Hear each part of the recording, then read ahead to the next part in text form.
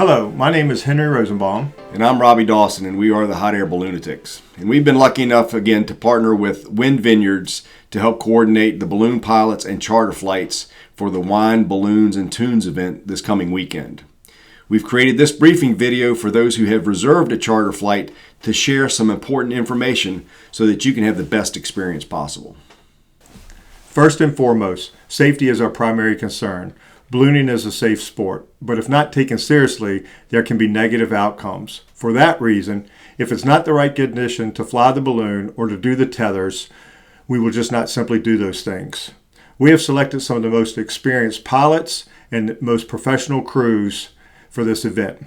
All the pilots hold a commercial pilot certificate as well as an FAA medical certificate and are required to meet the same regulations as a commercial pilot. Ballooning is a sport that is very dependent on the weather. While rain and thunderstorms are obvious things that will keep us from flying, the less obvious things are the winds. And it's not just the winds on the surface, but the winds aloft. If the wind speeds or the forecasted wind speeds are above our safety limits, we will cancel the flight. Sometimes we're able to make this call the day before or the night before the flight is scheduled. But occasionally we must make this call on the launch field with the passengers and the crews standing by. While this is truly disappointing, it's always better to be on the ground wishing you were in the air than in the air wishing you were on the ground. Balloons fly the best and the safest right after sunrise. That's when the winds can be most favorable. So we're asking you to be at the launch field not later than 5:30 a.m. Once you're there, you'll be paired up with your pilot and crew. Make sure you dress for the weather and the sport of ballooning. You'll be in the outdoors for most of the trip, so take a look at the weather forecast and dress for the temperatures. Also, footwear should anticipate climbing in and out of the basket, so sandals and open-toed shoes are not recommended. Once you've been introduced to your pilot, they will go over more details about their specific operations in their balloon system. They will most likely to ask you to sign a waiver for their insurance purposes. Make sure you pay close attention to their instructions before the flight. This is a time for you to ask questions and make sure you understand what is expected of you from them. Once the decision has been made to fly, crews will begin to lay out the balloon system that includes the basket, the inflation fan, and what's known as the envelope or the actual balloon that provides lift. Most crews will allow you to participate in the setup and inflation. This is all part of the experience, so feel free to be part of the crew.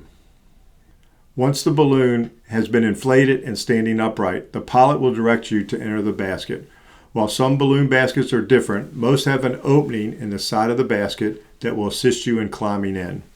Once you're in the basket, make sure you understand where to stand and what you can hold on to, and remember, if you're not sure, ask.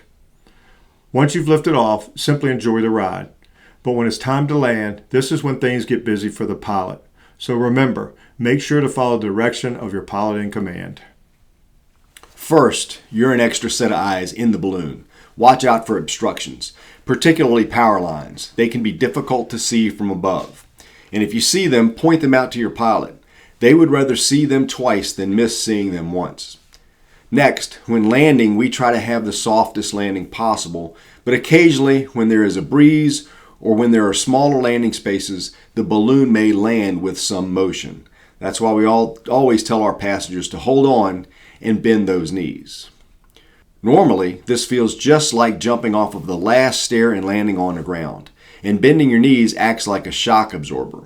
And when landing, make sure you put down the camera and hold on with both hands to keep everyone in the basket safe. Lastly, when landing, don't get out of the basket until directed to do so by your pilot. Your weight is actually ballast, and losing that ballast can cause the balloon to suddenly take off again, and you don't want to give those that remain in the basket an extra flight. Once your flight is ended, the chase crew will be there to pack up the balloon, load it and you into the chase vehicle, and return you to the launch field where you can share your experiences with the others who have just joined you in the oldest form of human flight. Finally, don't forget some important items. Make sure you bring along a camera or your cell phone to take pictures of this epic event. To wrap things up, thank you for your interest in the Vineyards Wine, Balloon, and Tunes event. We look forward to seeing you this coming weekend. Once your flight is completed, make sure you come back to the vineyard and enjoy the music and the festival activities later in the day. Meanwhile, if you have any questions, feel free to email us at hotairballoonatics@gmail.com or subscribe to our YouTube channel where you can see videos of last year's event and other balloon events that we have done.